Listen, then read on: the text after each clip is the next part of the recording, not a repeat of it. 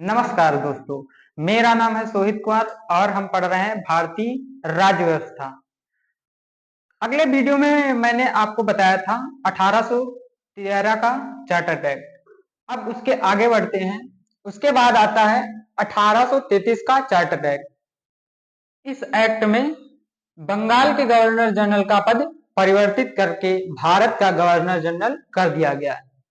इसका मतलब यह है कि जो पहले बंगाल का गवर्नर जनरल होता था, अब वह पूरे भारत का गवर्नर जनरल होगा।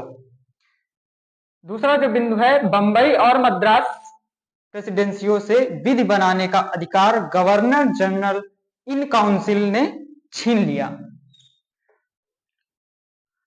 बंबई और मद्रास प्रेसिडेंसियों को, जिसे 1813 के चार्टर एक्ट के तहत विधि बनाने का अधिकार मिला था, परंतु उनका अनुमोदन ब्रिटिश सरकार द्वारा ही कराना होता था। उससे अब बंबई और मद्रास प्रेसिडेंसियों से उसका अधिकार छीन लिया। किसने छीना? गवर्नर जनरल इन काउंसिल ने। नेक्स्ट जो बिंदु है वह है गवर्नर जनरल की परिषद में चौथा सदस्य लॉर्ड मैकाले आया। चौथा सदस्य लॉर्ड मैकाले आया, जो विधिवेत्ता था। विधिवेत्ता।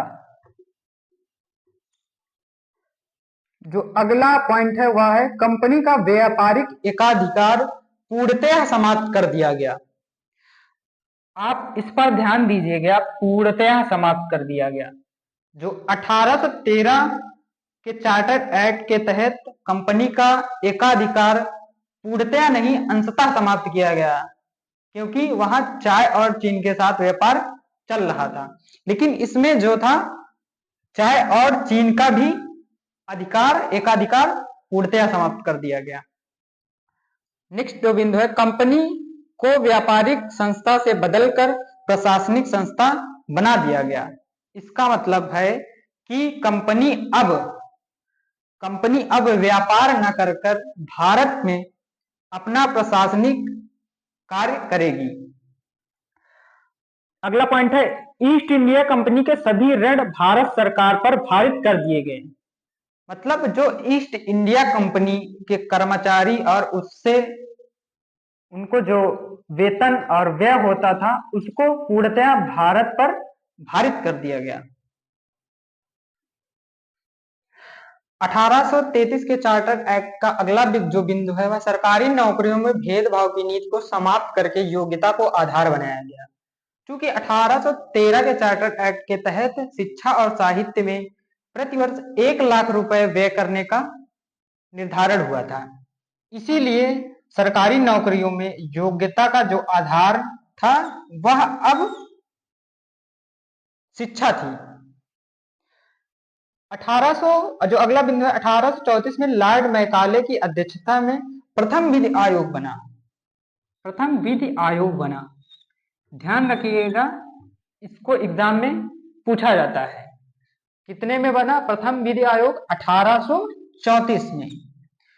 और आईपीसी, इंडियन पीनल कोड, जिसको हिंदी में कहते हैं भारतीय दंड संहिता,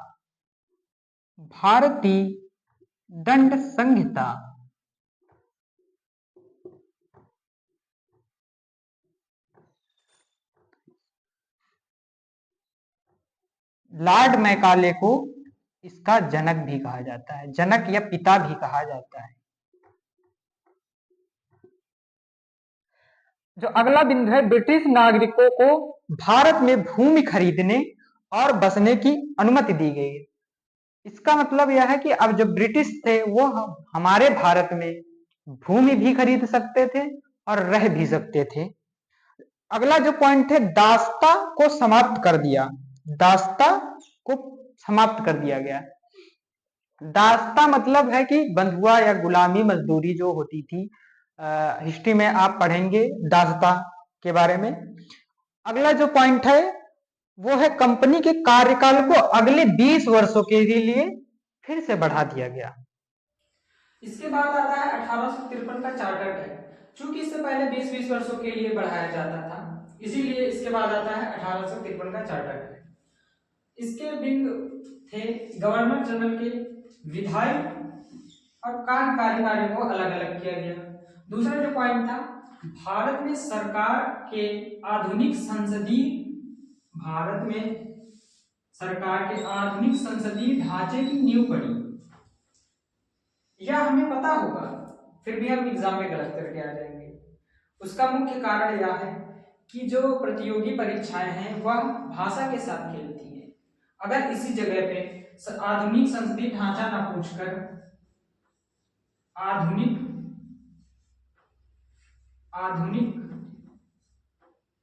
विधायिका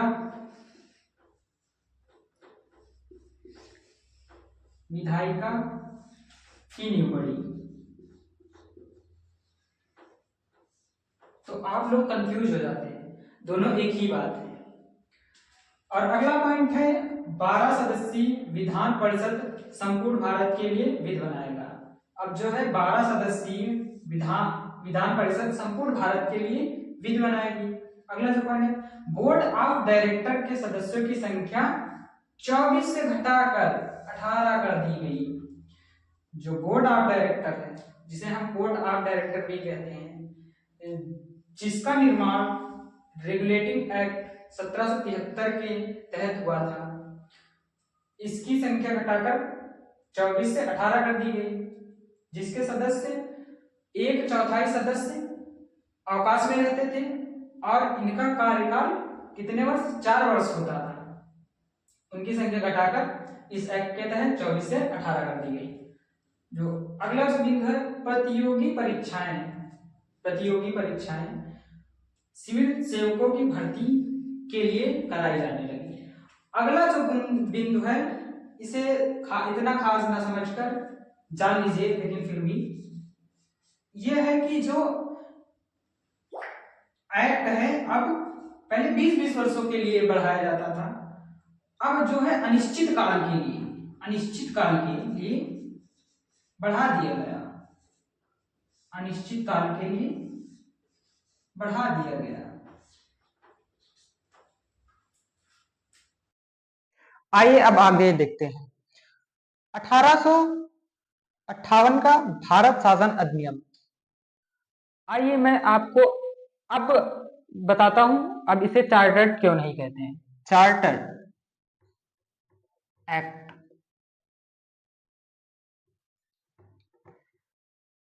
चूंकि 1857 की क्रांति हो गई थी, जिसे आप हिस्ट्री में पढ़ेंगे। 1857 की क्रांति, जिसे सैनिक विद्रोह भी कहते हैं। 1857 की क्रांति के बाद ब्रिटिशर्स को यह अनुभव हो गया था कि अब हम केवल राज नहीं कर सकते हैं, इनमें भारतीयों की भी सहमति होनी चाहिए। तो अब इसलिए नियम बनाने के लिए या विधि बनाने के लिए भारतीयों का भी सहयोग होने लगा। इसीलिए इसे भारत शासन अधिनियम कहते हैं। चार्टर्ड एक्ट जो होते थे वह ब्रिटिश से बन के आते थे और केवल यहाँ अप्लाई होते थे, और भारत शासन अधिनियम यही बनते थे। अब शायद आपको क्लियर हो गया होगा चार्टर्ड एक्ट और भारत शासन अधिनियम। भारतीय, इसके अगला बिंदु है भारतीय स्वतंत्रता का मैग्ना कार्टा भी कहा जाता है।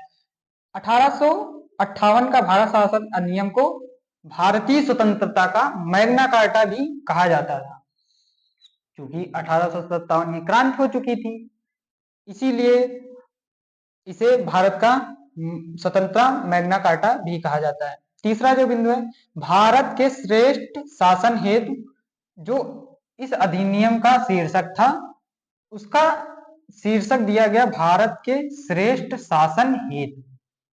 इसका अगला जो बिंदु है, भारत का शासन ईस्ट इंडिया कंपनी से लेकर ब्रिटिश क्राउन के हाथों में दे दिया गया।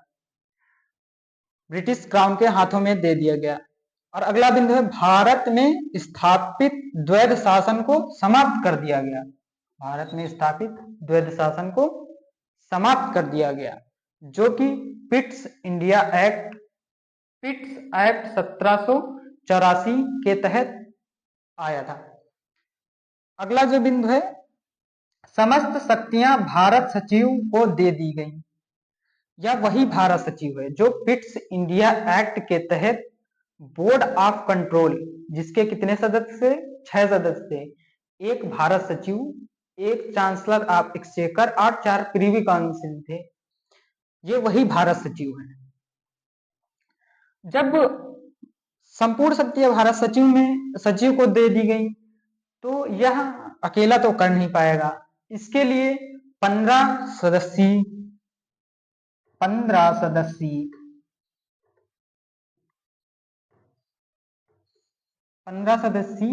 भारत परिषद का गठन हुआ। भारत परिषद का गठन हुआ। इसमें जो 8 सदस्य थे,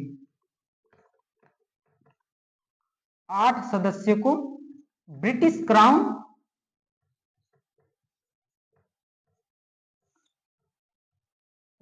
क्राउन और 7 सदस्यों को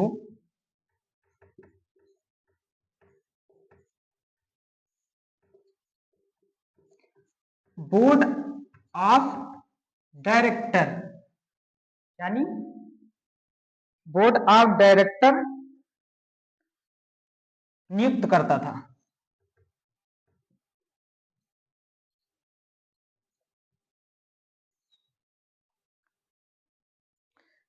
1858 का जो अगला बिंदु है वह है भारत सचिव भारत की वार्षिक रिपोर्ट प्रतिवर्ष ब्रिटिश संसद को देगा। यानी भारत का लेखा जोखा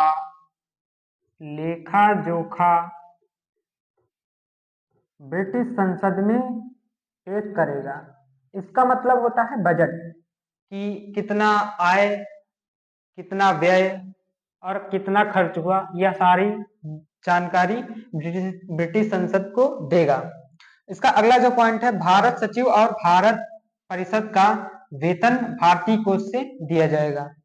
और अगला जो बिंदु है वह है भारत में मंत्री पद की व्यवस्था की गई। भारत में पहली बार मंत्री पद की व्यवस्था की गई और मुगल सम्राट पद का समापन किया गया। मुगल सम्राट पद को समाप्त किया गया।